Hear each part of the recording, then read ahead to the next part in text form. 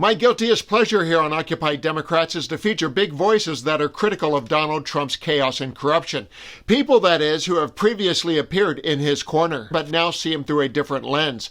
And one of the biggest who checks those two boxes is Joe Rogan, and I have his slamming of Trump that is trending today coming up next. My guiltiest pleasure here on Occupy Democrats is to feature big voices that are critical of Donald Trump's chaos and corruption.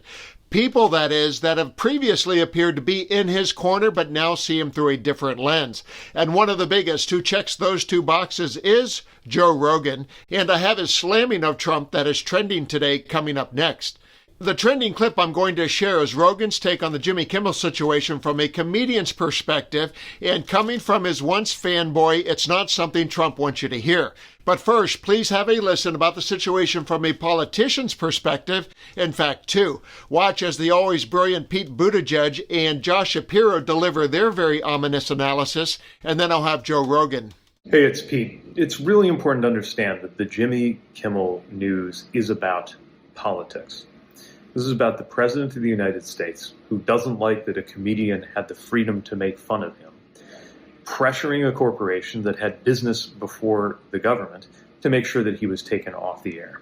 And there's something I want to say to any of the business leaders who are being dragged across one red line after the other, who are going along with it because they think it's going to help them or because they think it will get the Trump administration off their back.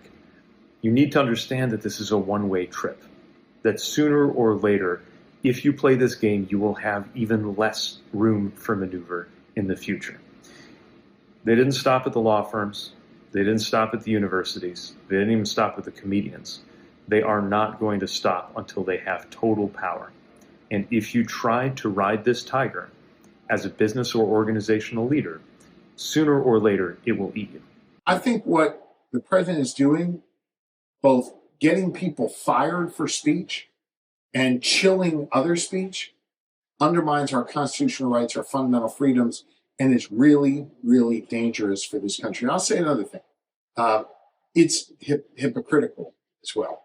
Remember, he represents a party that for decades has cloaked itself in the blanket of freedom and claimed they were for free speech, said that they were going to stand up and they were for being First silenced. Amendment rights. They were being silenced. They were being silenced. Yeah. And now look at what they're doing. They're trying to silence others. They're trying to make it more difficult for people to speak if that speech that they're engaged in is critical of this administration. There's a lot to be critical of this administration for. Stuff costs a whole lot more after they said it would cost less. We're engaged militarily overseas in questionable areas that I think are making the American people less safe. We've got a healthcare system that's being disrupted by an absolute quack who leads the Department of Health and Human Services, making it so me, as a parent, can't give my kid the vaccines or the medication that I want. We got small business owners here in the Lehigh Valley who are worse off because of this administration. We should be able to talk freely about that.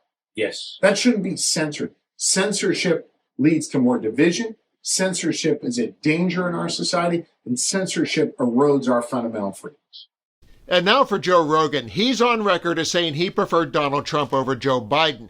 But as you'll see, he's now on record as saying people on the right are crazy for supporting Trump on this issue. Speaking of adapting, like this whole Jimmy Kimmel situation that is happening right now. Yeah, wild. Very wild. Okay, first of all, the FCC is, you have to have a license to broadcast, which is kind of crazy when you think about what that means now. First of all, I definitely don't think that the government should be involved ever in dictating what a comedian can or cannot say in a monologue. That's fucking crazy. It's crazy. Now, if the problem is the companies, if they're being pressured by the government, so if that's real, and if people on the right are like, yeah, go get them, oh my God, you're crazy.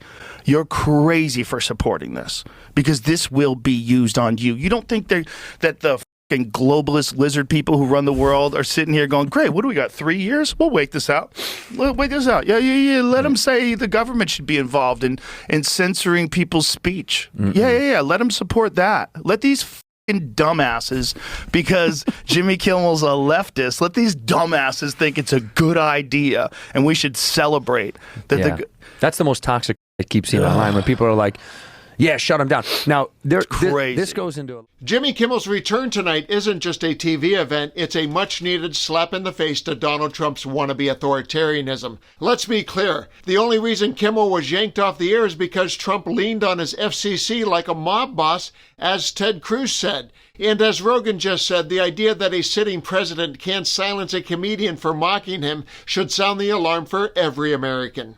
So when Kimmel takes the stage tonight, it is so much bigger than the punchlines. It means satire and free speech has survived, and Trump's attempt to bully has failed, at least for now. Tonight I expect Kimmel to show that he has nothing to lose, and I expect more daggers will pierce Trump's thin skin, and then Donald will double down his war on comedy, free speech, and basic democratic rights. And now I want to know what you think. Please share your predictions below, and let's continue to occupy democracy together.